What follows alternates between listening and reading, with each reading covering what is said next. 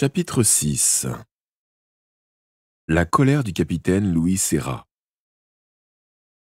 Mathieu connaissait Pierre Chapelier depuis de longues années. Jamais il n'avait vu semblable expression de terreur sur ses traits. Mais qui peut bien être assez stupide pour vouloir assassiner Louis Serra demanda-t-il avec véhémence. Et pourquoi la salle cérémonie était-elle déserte tout à l'heure, quand je suis redescendu? Parce que le royaume et les Haïtiens doivent désormais faire face à 6 ennemis redoutables, annonça Pierre. 6 ennemis? Répéta Mathieu offusqué. Mais qui peut bien avoir peur de 6 ennemis? Rien que moi, au manoir Idalphe, en comptant tout le monde, j'en ai plus de 20. Nos ennemis sont les 6 frères Astaphe, précisa Pierre d'une voix à peine audible. Mathieu ouvrit des yeux grands comme des soucoupes à thé. Il avait entendu parler des frères Estaphe que dans des légendes affreuses et des contes interdits aux mineurs de moins de 12 ans. Personne ne sait comment une telle chose est possible, mais le serment rouge a été rompu cette nuit, pendant le dîner du roi, poursuivit Pierre. Le serment rouge? Bredouilla Mathieu. Au loin, la plainte lancinante d'un chien de chasse retentit. Avant notre naissance, 6 frères mystérieux, les Astaphe, livraient aux Élitiens un combat acharné, répondit Pierre. Rares étaient ceux qui parvenaient à leur échapper. Il y a une dizaine d'années, un jeune pré-élitien brillant les a rencontrés. Il est parvenu à leur faire prêter un serment historique. Ils jurèrent de ne plus pénétrer dans l'enceinte du royaume. Cet accord est plus connu sous le nom de serment rouge, parce qu'il a été conclu sur du parchemin rouge. Ce pré-élitien était Louis Serra. Avec le temps, les 6 frères ont fini par se faire oublier, jusqu'à cette nuit. Sais-tu ce qu'est un parchemin rouge? Mathieu est expert en la matière, pourtant il ne réussit pas à formuler le moindre mot. Un parchemin rouge est un document extrêmement rare, reprit Pierre. Et normalement inviolable, compléta Mathieu. Je le sais. Il est impossible de rompre l'accord qui a été rédigé sur un parchemin de cette sorte. L'exemplaire signé par Louis Serra et les 6 frères est suspendu depuis tout ce temps dans une salle de l'école. 2 chiens redoutables, que l'on appelle les colosses, sont enchaînés au parchemin. Fous furieux, ils ne cessent de tirer sur leurs chaînes. Ce qui permet de s'assurer que le parchemin est toujours valable. Mais depuis quelques jours, l'arbre doré frémit. Des 10 signes étranges se sont multipliés. Finalement, cette nuit, les Élitiens ont refusé de participer à l'anniversaire du roi. Ils sont restés dans la salle du parchemin rouge et ont interdit aux élèves de s'en approcher. Ils ont eu raison, car aux alentours de minuit, les colosses se sont brusquement libérés, entraînant chacun au bout de leur chaîne un moitié de parchemin. Ils se sont ensuite jetés sur les Élitiens, qui ont dû batailler pour les abattre. Le serment rouge était tout bonnement déchiré en deux. Les frères Estaphe ont rompu l'accord conclu avec les Élitiens, et la vie de Louis Serra est gravement menacée. Comment ont-ils pu rompre le serment? S'exclama Mathieu. J'y ai moi-même réfléchi tout un après-midi. C'est une chose impossible. C'était impossible jusqu'à ce soir. Les Élitiens se sont réunis avec des experts pour en discuter. Il pourrait y avoir une explication, mais elle paraît complètement folle. Laquelle? S'intéressa Mathieu en scrutant les bois ténébreux, comme s'il allait se refermer sur lui. Le serment rouge stipulait que les frères Estaphe ne pénétreraient plus dans le royaume et ne se toucheraient plus à un élitien à une condition: si un élitien ou un élève de l'école commettait l'erreur impardonnable de menacer indirectement les 6 frères. Ces derniers seraient en droit de rompre le serment. Mais quel idiot aurait fait une chose pareille? Pour l'instant, personne n'envisage cette éventualité. Ce qui est certain, en tout cas, c'est que plus rien n'empêche les 6 frères de retourner dans le royaume. J'ai trouvé une solution, dit Mathieu avec assurance. Il suffit d'engager les jumelles violettes. Elles avaient bien plus de 6 frères et elles sont sûres en faire obéir. Je le sais, ce sont elles qui... Mathieu, sais-tu bien qui elles sont? Coupa Pierre sèchement. Personne ne leur a jamais résisté, personne depuis plus de 100 ans. C'est-à-dire Origan lui-même sait qu'il n'a aucune chance de survivre face à eux 6. As-tu remarqué les statues des capitaines dans l'escalier? Ils ont été assassinés tous exactement depuis 1 siècle, par les Astaphe. Pour la première fois de sa vie, Mathieu regretta de ne pas être au chaud, enfermé dans sa chambre, au sommet du manoir Idalphe. Un cri retentit alors dans le ciel. Une buse au bec argenté tournoyait au-dessus d'eux comme un vautour guettant sa proie.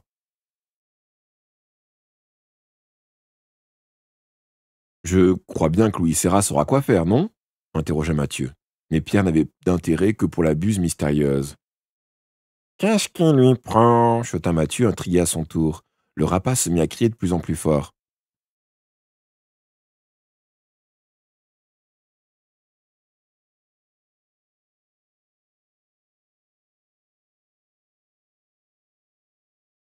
Tu as l'album de l'école sur... Ah, tu as l'album de l'école sur toi? s'écria Pierre. Toujours.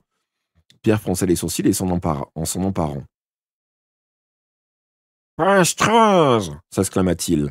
Pour chercher les jeunes filles s'introduisant dans l'école de l'élite, la comtesse d'Acour dispose de 3 buses enchantées. La première, au bec argenté, repère les intrus. La deuxième, au bec vert, les poursuit sans relâche. La troisième, au bec rouge, coupe une mèche de leurs cheveux pour permettre à la comtesse de les reconnaître. Nous sommes poursuivis par la comtesse. Et elle cherche une fille bredouilla Mathieu. Je comprends. La direction doit soupçonner ma sœur. Elle avait rendez-vous ce soir avec son amoureux. Que dis-tu? Lâcha Pierre en ouvrant grand les yeux. Juliette avait rendez-vous avec son amoureux? Oui, pourquoi? À cet instant, on entendit la porte de la forêt claquer au loin. Armance d'Acour, devina Mathieu avec un air de défi.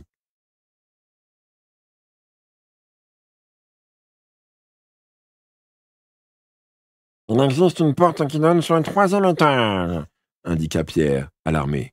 Il faut que tu échappes à la comtesse, ou tu vas passer un très mauvais quart d'heure. Les 2 garçons filèrent comme des flèches, aussitôt pris en chasse par une seconde buse au bec vert, qui les suivait comme une étoile filante de mauvais augure. Mathieu bondissait par-dessus les racines, baissait les têtes pour éviter les branches basses et réfléchissait à un stratagème pour sauver Louis Serra des 6 Estaffes. Comment ces fameux frères avaient-ils pu assassiner tant d'Élitiens? Par quel miracle étaient-ils encore en vie et si redoutables depuis plus d'un siècle? Enfin, comment avaient-ils réussi la prouesse de se libérer du serment rouge? Mathieu avait plongé dans ses pensées lorsqu'un cri de Pierre le ramena à la réalité. Au détour d'un arbre, un lit à baldaquin noir, robuste et effrayant se dressait sur leur passage comme un récif sur la voie d'un navire. Emportés par leur élan, les 2 fuyards franchirent les rideaux et atterrirent sur un matelas ferme. Les rideaux se refermèrent tout seuls, étouffant les cris de la buse. Qu'est-ce qu'elle y fait ici? Balbutia Mathieu dans le noir. J'en ai pas la moindre idée, admit Pierre. Non, c'est l'inverse. Qu'est-ce qu'un lit fait ici? Balbutia Mathieu dans le noir. Oh, j'en ai pas la moindre idée, admit Pierre.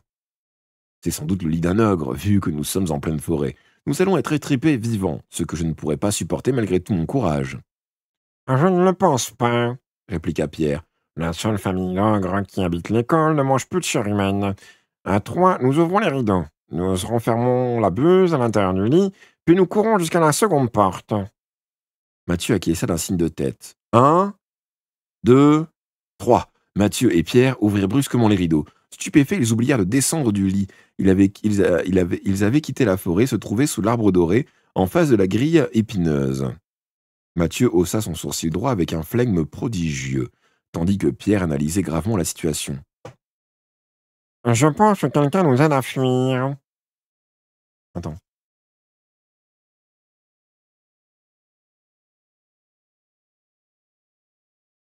Je pense que quelqu'un nous aide à fuir la comtesse et t'invite en premier lieu à quitter l'école. Sous leurs yeux, le pupitre intérieur des Élitiens luisait, semblant n'attendre qu'une signature pour commander l'ouverture de la grille. Ce meuble était la réplique exacte de celui sur lequel Mathieu avait griffonné le matin même et permettait de sortir de l'école. « Ouvre vite !» s'écria Mathieu en entendant qu'on s'approchait dans la tour des escaliers. Les 2 garçons bondirent hors du lit noir, qui s'évanouit de tant d'un soupir.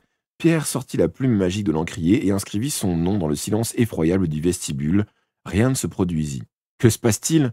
En guise de réponse, une phrase apparut comme par enchantement sur le registre.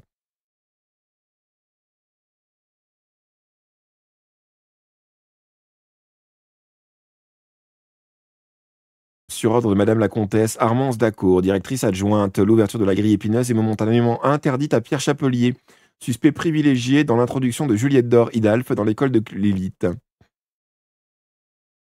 Mathieu eut juste le temps de se glisser derrière l'arbre doré. La magnifique comtesse d'Acour en robe de chambre blanche, venait de franchir la double porte de la tour des escaliers. Un arbre doré cousu sur son vêtement étincelait dans la pénombre. Elle en referma calmement les portes derrière elle et approcha du registre intérieur sans même lever les yeux en direction de Pierre. « Monsieur Chapelier, dit-elle en consultant le registre, vous êtes un prétendant brillantissime. Je suis personnellement intervenu en votre faveur pour que vous obteniez la bourse du mérite. Et je ne saurais croire que vous avez agi en votre âme et conscience. Vous allez me communiquer immédiatement le nom de la jeune fille que vous avez fait pénétrer illégalement dans l'école, c'est-à-dire Juliette Dor Hidalph. Je sais quelle pression vous avez dû subir de sa part.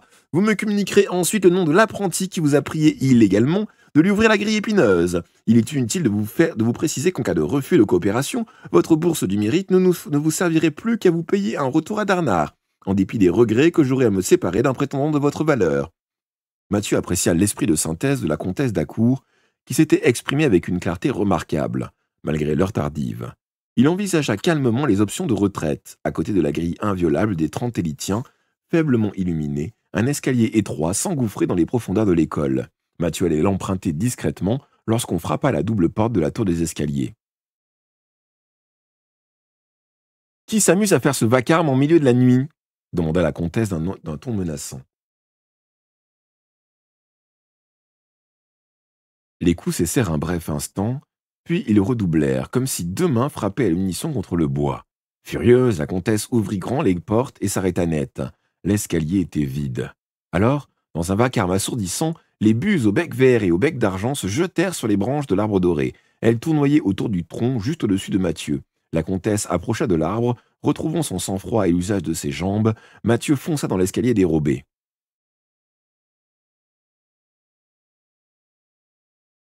Mathieu Hidalph, s'écria la directrice. « Mathieu Hidalph !» s'écria la directrice en reculant d'un pas. « C'est vous ?»« Non, c'était pas moi !» s'étrangla Mathieu en dévalant les marches. « C'est une de mes sœurs. » Il s'enfonçait déjà dans les ténèbres lorsque la voix de la comtesse résonna au loin. « Tristan !» disait-elle. « Mathieu Hidalph s'est introduit dans l'école !»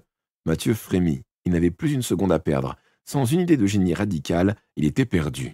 Derrière lui, les pas de la comtesse et du fameux Tristan se succédaient comme des tambours oppressants. Mathieu avait atteint le seuil de 3 galeries effrayantes.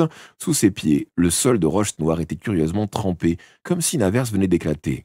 2 des galeries étaient très étroites et faiblement éclairées, de l'eau gouttée des parois dans un clapotis incessant. La 3e était immense, silencieuse et plongée dans une obscurité totale. Mathieu s'y engagea sans ciller et s'arrêta quelques pas plus loin. L'obscurité l'avait englouti. Sur le palier, il aperçut 2 ombres indistinctes et reconnut le jeune Tristan Boisdoré, responsable des prétendants. Les 2 silhouettes se détachaient étrangement à la lueur d'un flambeau. La comtesse scrutait les 2 premières galeries d'un œil inquisiteur. « Il n'aurait tout de même pas pris le risque, commença-t-elle, de pénétrer dans la galerie des gouffres, acheva Tristan Boisdoré d'une voix effrayée. Mathieu haussa son sourcil droit. Où avait-il mis les pieds ? Et pourquoi ses poursuivants n'osaient-ils pas le suivre ? Il prit une inspiration profonde et demanda en contrefaisant la voix de Juliette Dor. « Qu'est-ce que c'est que la galerie des gouffres ?» Tristan Boisdoré et la comtesse d'Acourt sursautèrent en accourant devant le tunnel obscur. « Ne bougez surtout pas, Mathieu Hidalph !» avertit la comtesse. Elle détacha chaque mot d'un ton glacial lorsqu'elle ajouta « Vous êtes entouré de gouffres béants !» Mathieu écarquilla les yeux sans rien voir. Il lui sembla alors entendre un remous lointain d'eau furieuse. « Toutes les demi-heures, des torrents se déversent dans cette galerie et tourbillonnent dans les profondeurs de l'élite, » expliqua la comtesse avec autorité. « Ne faites aucun pas de travers, Mathieu. Gardez quoi qu'il arrive votre sang-froid. Il est hors de question que vous mouriez dans cette école et entachiez mes statistiques. » Mathieu se raidit. Il sentait à présent des filets d'eau sous ses pieds. Un grondement infernal s'éleva dans le fond de la galerie. « Si j'étais Mathieu Hidalph et que vous puissiez le prouver devant un tribunal, qu'est-ce que je risquerais ?» lança-t-il. Tristan Boisdoré et la comtesse, qui chuchotaient nerveusement, ne répondirent pas à sa question. Mathieu cessa de respirer. Le moindre pas risquait de le précipiter dans l'abîme. Soudain, la comtesse prit vivement la direction de l'escalier.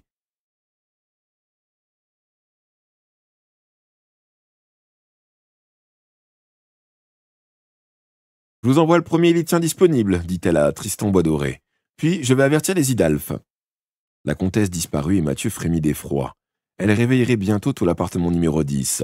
Monsieur Hidalphe, furieux, irait dans sa chambre, il découvrirait Juliette d'Argent et toute la fratrie recevrait une punition cyclopéenne. Mais lui, le troisième enfant, le troisième enfant, il serait sur la première marche du podium avec la punition la plus inoubliable. Et lorsque sa bêtise se produirait le lendemain soir, il aurait droit à une seconde punition si extraordinaire qu'elle ne prendrait sans doute pas fin avant qu'il ait l'âge de l'archiduc de Darnard. « Je suis perdu à tout jamais !» s'indigna Mathieu, sauf si j'ai une idée de génie. Il réfléchit à une idée de ce genre-là, mais le hasard voulut qu'il n'ait que des idées stupides. Il faisait si noir à présent qu'il ne savait même plus dans quelle direction s'engager pour sortir.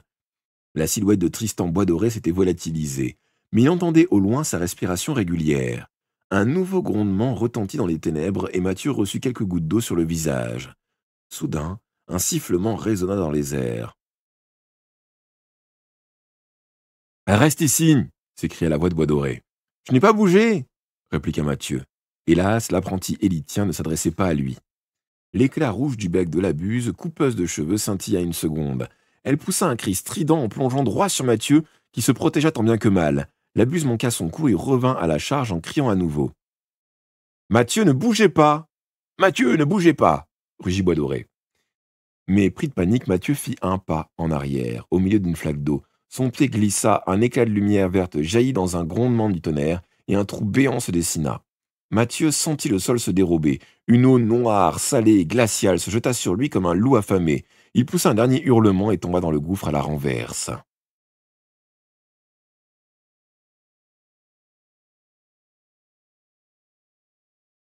Le cri de Tristan Boisdoré s'éteignit. Mathieu se sentit poignardé par le torrent glacial, puis l'eau disparut et il heurta le sol d'une manière étrange, comme dans un rêve, lorsqu'il se sentait tomber sur son matelas et atterrissait avec un haut-le-corps désagréable. Un froid insoutenable le transperça. Il avait beau écarquiller les yeux, il ne voyait rien, et en battant les bras, il ne rencontrait que du vide. Alors, un vent terrible s'abattit sur son visage, comme si une tornade de buse tournoyait autour de lui. Un escalier apparut. Ses marches étaient abruptes comme des rochers. Mathieu le voyait d'en haut, sans pouvoir le toucher. Il était en train de rêver, en quelque sorte. Soudain, le premier des 12 coups de minuit retentit quelque part. Un enfant s'engouffra dans l'escalier. Mathieu eut un sursaut effroyable en se reconnaissant. Oui, c'était bien son double qui gravissait les marches géantes, mais un double quelque peu différent, peut-être plus âgé. Il montait et montait l'escalier interminable, pâle comme un fantôme. Enfin, il pénétra dans une chambre gigantesque et désordonnée. Mathieu crut qu'elle était vide. Mais son double fantomatique poussa un cri. Au milieu d'un vaste lit, un vieil homme gisait sous une montagne de couvertures dorées. Son double s'approcha lentement. Mathieu reconnut le grand busier en personne. Le roi était mort. La chambre tournoya autour de lui. Le vent souffla de nouveau avec violence, tout se brouilla. Le roi mort et le second Mathieu Hidalphe s'effacèrent aussi soudainement qu'ils étaient apparus. Mathieu se retrouva perdu dans l'obscurité la plus complète. Peu à peu, un vacarme indescriptible s'éleva. Des cris résonnaient partout. Mathieu crut qu'on volait à son secours, mais il était de nouveau plongé au cœur d'un rêve étrange, plus indistinct que le premier. 5 ombres vertes émergèrent de la noirceur de son rêve. Elles poursuivaient un garçon habillé tout en noir, trop éloigné de Mathieu pour qu'il le reconnaisse. Il n'aurait pu dire où la scène se déroulait. Il n'y avait aucun mur. Rien que des silhouettes vertes et un scintillement de lumière dorée. Soudain, quelqu'un l'attrapa violemment. L'attrapa lui, le vrai Mathieu Hidalphe, comme pour l'arracher à son rêve.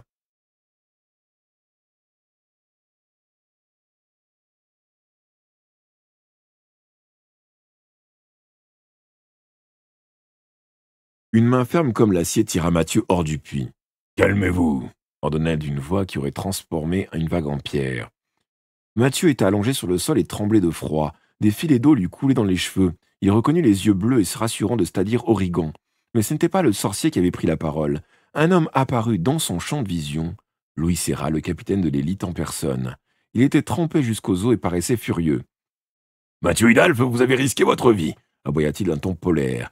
« Tout le monde sait que cette galerie est la plus périlleuse du royaume. Vous êtes le premier à échapper vivant d'une chute dans l'un de ces puits. » S'il y avait un seul adulte dont Mathieu aurait voulu ne jamais subir la colère, c'était bien Louis Serra. Il se redressa tant bien que mal et découvrit derrière lui le puits noir au fond duquel il était tombé. Il semblait inoffensif à présent. La galerie déserte était éclairée par une seule nymphette en uniforme de l'élite. Autour d'eux, des dizaines de gouffres se succédaient, aussi effrayants que des bouchées d'ogres géantes. Que des bouches d'ocre géantes. Au loin, on entendait des remous de plus en plus intenses. Derrière Louis Serra et Origan, un second élitien considérait Mathieu en silence. Il s'agissait de Julius Maxima, figé comme la lame d'une épée et plus pâle encore qu'à l'ordinaire. Alors, Mathieu revit le visage du grand busier. « Le roi !» s'écria-t-il. « Il faut quitter la galerie avant la tempête », décréta Julius Maxima en posant un regard sombre sur des puits agités. Mais Louis Serra observait Mathieu avec attention. « Restons ici un instant, » répliqua-t-il avec une agressivité à peine contenue. « Nous sommes à l'abri de toutes les oreilles. Mathieu Hidalf, que vient faire le roi dans notre affaire ?»« Vous ne comprenez pas » s'exclama Mathieu. « Il s'est passé quelque chose au fond du puits. Je l'ai vu comme je vous vois. Vous ne me croyez pas, n'est-ce pas ?»« Nous vous croyons, » gronda Louis Serra. « Où était le grand busier ?»« Allongé dans un lit. Il attendait le baiser d'un prince. »« Il attendait un prince ?» répéta Louis Serra à bout de patience. Dans le langage de ma famille, c'est pour dire que quand quelqu'un n'est pas prêt de se réveiller vu qu'il est mort. Une ombre passa sur le visage des trois hommes, tandis qu'au loin, les grondements de l'eau s'intensifiaient. Le roi était mort, chuchota Louis Serra en surveillant la galerie déserte.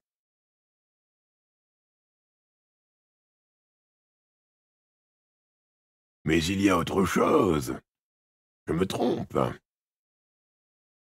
Pressentit c'est-à-dire Origan en passant une main réconfortante dans les cheveux ruisselants de Mathieu. Un garçon. Un garçon ? Je crois qu'il portait l'uniforme de l'école. Je ne l'ai vu que de loin et il était poursuivi.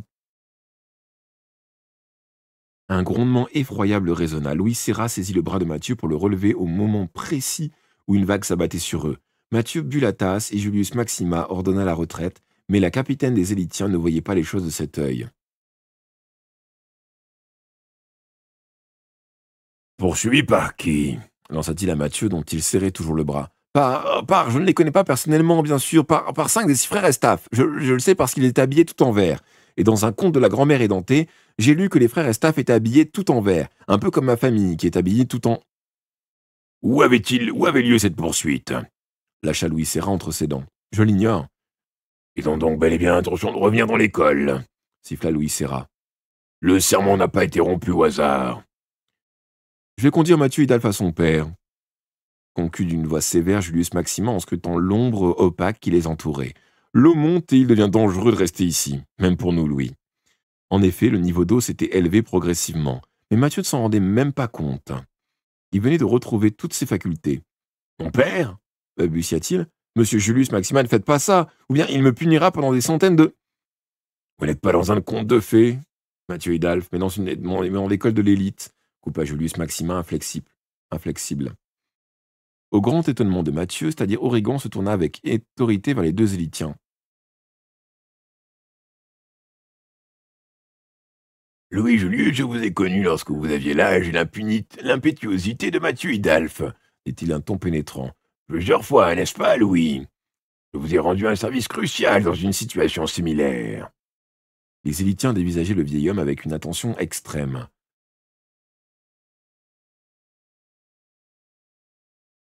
Cette nuit la plus menaçante pour notre royaume depuis des années, ajouta le mage. Mathieu Hidalf a mis sa propre vie en péril, mais sans lui, nous n'aurions jamais su ce qu'il se tramait au fond de ce puits. Et nous avons peut-être une chance infime de sauver la vie du grand busier. Je vais raccompagner Mathieu moi-même.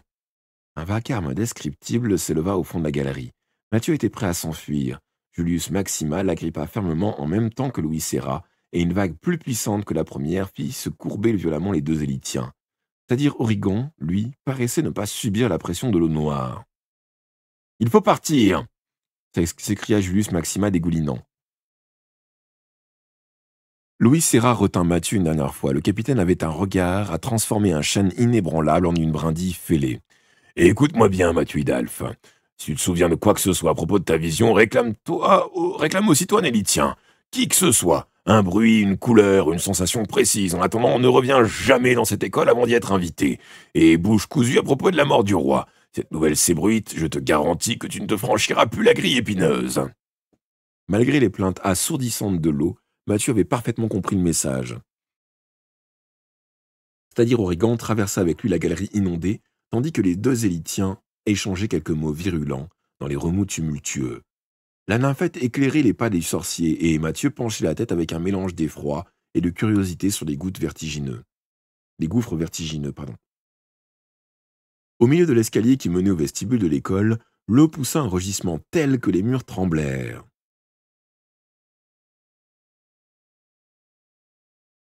Je suis bien content que Louis Serra m'ait fait une telle leçon, chuchota Mathieu en tournant la tête.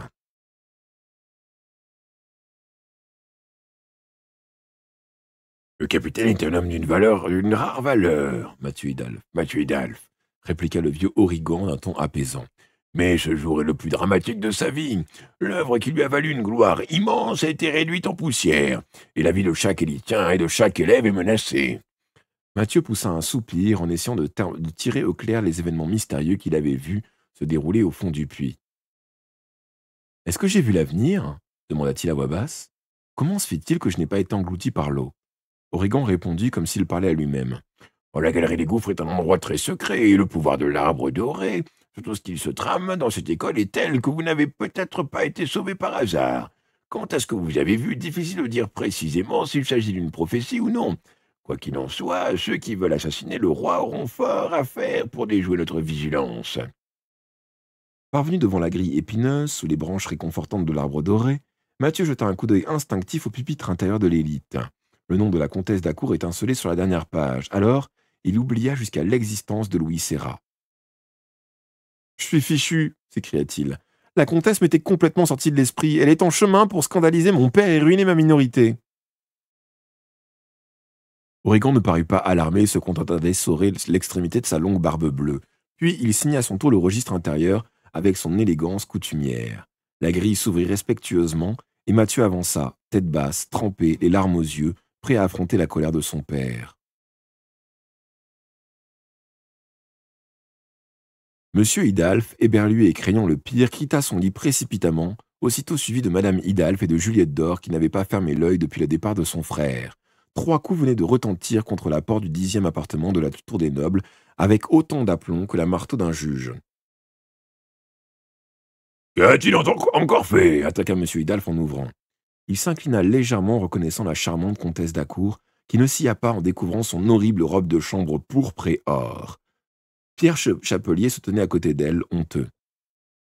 « Rigor Hidalf » dit-elle d'une voix douce. Sur le palier, Méphistos Pompous, réveillé par les coups et accouru du 10e et du 9e étage, observait son homologue sous-consul avec une curiosité machiavélique. « Votre fils s'est rendu coupable de 2 infractions majeures qui devraient le conduire devant les tribunaux du château, annonça solennellement la comtesse d'Acour. Emma Hidalf porta une main épouvantée à sa gorge, tandis que Rigor, les yeux exorbités, balbutiait. « Qu'a-t-il encore fait par la barbe bleue d'Origan ?» Il s'est introduit dans l'école de l'élite en compagnie de Pierre Chapelier. La comtesse désigna Pierre, accablé de remords. Après quoi, il a pénétré dans la redoutable galerie des gouffres. Par miracle, il est indemne. Madame d'Acour, commença M. Hidalf, tremblant. Vous voulez voir adopter un enfant turbulent contre la maudite rente de... Mais où est-il s'empressa de demander Madame Hidalf. Quelque part entre 2 gouffres, à attendre le secours des élitiens, bien sûr, expliqua la comtesse. Rassurez-vous, Louis Serra et Julius Maxima s'occupent personnellement de lui. Je vais le priver de majorité jusqu'à ses 50 ans, et lui trouver une place au chaud dans son cachot à l'autre bout du royaume, s'emporta M. Hidalf.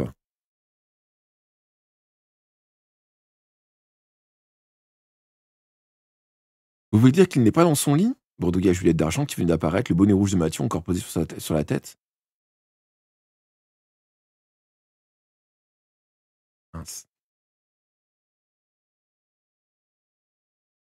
À moins que votre frère ne soit magicien, mademoiselle, je vous garantis qu'il est dans l'école, indiqua la comtesse avec indulgence. D'ailleurs, il ne pourrait franchir la grille épineuse seul. Vous vous trompez, protesta Juliette d'Argent. La comtesse perdit un instant son sourire et M. Hidalf gronda comme le tonnerre. Juliette, on ne répond pas à un adulte de la noblesse comme Soléline, même Soléline. Inutile de défendre ton coupable de frère. Je considérais comme complice de sa bêtise toutes celles qui prendront sa défense. Juliette d'Or, épouvantée, chuchota à l'oreille de sa sœur. Nous ne pouvons rien faire pour lui. Article 12 du serment papa en âge. Mais Juliette d'Argent avança d'un pas farouche en direction de la comtesse, passant devant son père abasourdi.